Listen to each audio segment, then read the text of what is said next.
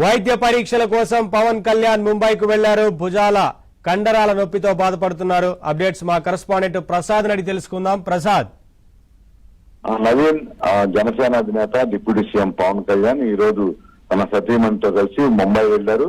ముఖ్యంగా ధీరుభాయ్ అంబానీ ఆసుపత్రిలో వైద్య పరీక్షలు చేయించుకునేందుకు వెళ్ళినట్టు కూడా పార్టీ వర్గాల నుంచి సమాచారం అంతా ఉంది.